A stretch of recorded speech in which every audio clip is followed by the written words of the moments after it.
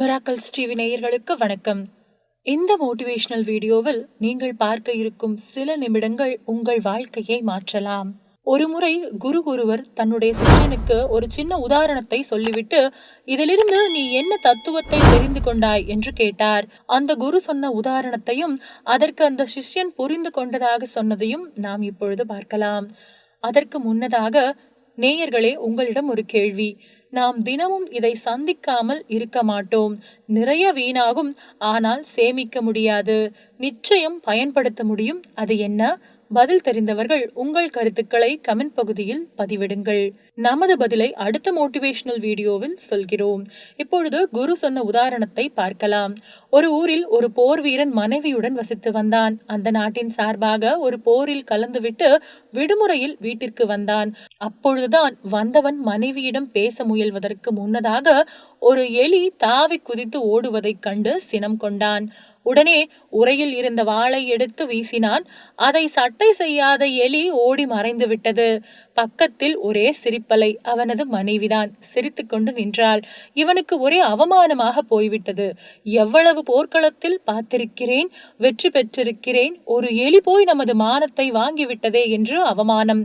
மனைவி சிரித்துக்கொண்டே கணவனிடம் சொன்னால், எலியிடம் போய் வாழ்வீச்சு செய்தால் அது பதிலுக்கு சண்டைக்கு வருமா என்ன? ஓடிப்போய்தான் ஒளிந்து கொள்ளும். அவன் கேட்டான், அப்பொழுது என்ன செய்ய வேண்டும்? ஒரு பூனை இருந்தால் பிரச்சனை தீர்ந்தது. அவள் சொன்ன ஆலோசனை அவனுக்கும் சரியாகப்பட்டது. அரண்மனை பூனை எனக்கு நல்ல பழக்கம், இதோ உடனே சென்று ஏற்பாடு செய்கிறேன் என்று சொல்லிவிட்டு நேராக அரண்மனைக்கு சென்றான். அங்கு பூனையிடம் விஷயத்தை சொன்னான். அந்த அரண்மனை பூனை நன்கு கொழுத்து பெருத்து குண்டாக இருந்தது. சொகுசாக கட்டிலில் படுத்திருந்தது அந்த பூனை.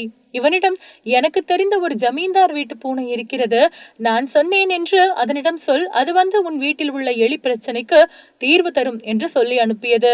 அந்த ஜமீன்தார் மாளிகைக்கு சென்று அந்த போர் வீரன் அந்த வீட்டு பூனையிடம் விஷயத்தை சொன்னான். அதுவும் கொழுக் முழுக்கென்று இருந்தது. பார்ப்பதற்கு குட்டி சைஸ் புலி மாதிரி இருந்தது. எனக்கே அவ்வளவு கோபம் வருகிறது என்றால் வீட்டில் எலிகள் எவ்வளவு தொல்லை பண்ணும், அதை ஒரு கை பார்க்கலாம், என்னை உடனே அங்கே கூட்டிக் கொண்டு போ என்று சொன்னது. இந்த பூனை சாதித்து விடும் என்ற நம்பிக்கை அவனுக்கு வந்தது. அதை தூக்கிக் கொண்டு வீட்டிற்கு வந்தான். அப்பொழுதுதான் ஒரு எலி ஓடிக்கொண்டிருந்தது. மனைவியை பெருமையுடன் பார்த்து கொண்டே அந்த பூனையை இறக்கி கீழே விட்டான். பூனையை கண்டதும் எலி வேகமாக ஓடியது. என்ன இவ்வளவு வேகமாக ஓடுகிறது, இதுதான் எலியா என்று கேட்டுக்கொண்டே அந்த பூனை பாய்ந்து துரத்தியது. பூனை துரத்தியதில் மிரண்டு போன எலி பயத்தில் அந்த பூனை மீதே திரும்பி பாய்ந்தது. பதறிப்போன பூனை இதை எதிர்பார்க்கவில்லை.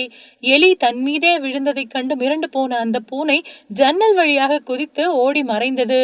இந்த போர் வீரனுக்கு மீண்டும்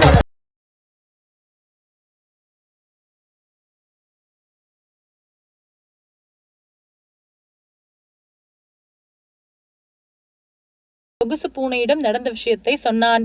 அந்த பூனையும் இவனிடம், புலம்பாதே, மாளிகையில் வசிக்கும் எங்களை போன்ற பூனைகளுக்கு வேளா வேளைக்கு உணவு வந்துவிடும். அதனால் எங்களால் எல்லாம் எலியை விரட்டி பிடிக்க முடியாது. இருந்தாலும் நான் உனக்கு ஒரு யோசனை சொல்கிறேன், அதன்படி செய் என்றது. அடுத்த தெருவில் ஒரு பூனை உள்ளது, அதை பயன்படுத்திக்கொள் என்றது. அதிர்ந்து போன இவன் அந்த அரண்மனை பூனையிடமே கேட்டான், அதை எப்படி அரண்மனையில் வாழும் உன்னாலேயே முடியாது என்றால் அந்த தெரு பூனையால் மட்டும் எப்படி முடியும் என்று கேட்டான். நானும் அப்படித்தான் ஒரு முறை கேட்டேன், பதில் சொல்வதற்குள் தூங்கிவிட்டது. மீண்டும் எழுப்பி கேட்டேன். அந்த பூனைக்கு கோபம் வந்து விட்டது. அது எல்லாம் எனக்கு தெரியாது, நான் ஒரு சாதாரண பூனை. பூனை என்றால் எலி பிடிக்க வேண்டும், அதைத்தான் நான் செய்கிறேன். அப்படி செய்தால்தான் எனக்கு உணவு. உங்களுக்கு கிடைப்பது போலெல்லாம் வேளா வேலைக்கு யாரும் கொண்டு வந்து தரமாட்டார்கள் என்று எரிச்சலுடன் சொல்லிவிட்டு தூங்கிவிட்டது என்று சொன்னது. அரண்மனை பூனை உன்னிடமே அவ்வளவு அலட்சியமாக பேசுகிறது என்றால் திமிர் பிடித்த பூனையாகத்தான் இருக்க வேண்டும். அது எப்படி என் வீட்டு எலி தொல்லையை சரி பண்ண முடியும்? ஏதோ நீ சொல்கிறாய் என்று உன் மீது நம்பிக்கை வைத்து முயற்சி செய்கிறேன் என்று சொல்லிக் கொண்டிருக்கும் போதே வெள்ளி கிண்ணத்தில் தரப்பட்ட பாலை ருசித்து ருசித்து குடித்துக் கொண்டிருந்தது அந்த பூனை. இந்த போர் வீரனும் அங்கிருந்து கிளம்பி அடுத்த தெருவிற்கு போய் அந்த பூனையிடம் முறையிட்டான்.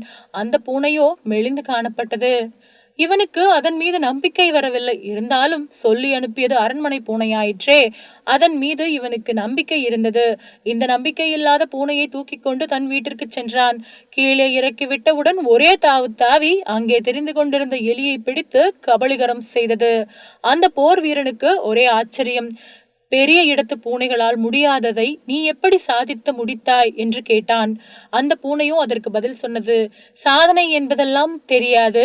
நான் ஒரு சாதாரண பூனை. பூனை என்றால் எலி பிடிக்க வேண்டும் என்பது இயற்கை. அதைத்தான் நான் செய்தேன் என்று சொன்னது. இதை சிஷ்யனிடம் சொன்ன குரு இப்பொழுது கேட்டார், இதிலிருந்து நீ என்ன தெரிந்து கொண்டாய்? சிஷ்யன் இப்பொழுது சொன்னான், அடிமையாக எல்லாமே கிடக்கிறது என்று நினைத்து உழைக்காமல் இருக்கக்கூடாது. நமக்கு மேலாக உள்ளவர்களிடம் மட்டுமே திறமை இருக்கும் என்று நினைக்க கூடாது. சாதாரண நபரிடமும் திறமை இருக்கும். வாய்ப்பு கிடைக்கும் போது திறமை வெளிப்படும். இயற்கையாகவே அமைந்த குணத்தை மாற்றிக்கொள்ள வேண்டியது இல்லை. எதிலும் முயற்சி இருந்தால் வெற்றி உண்டு. திறமையை ஒப்பீடு செய்ய தேவையில்லை என்று நிறைய விஷயங்களை தெரிந்து கொண்டேன் குருவே என்றான்.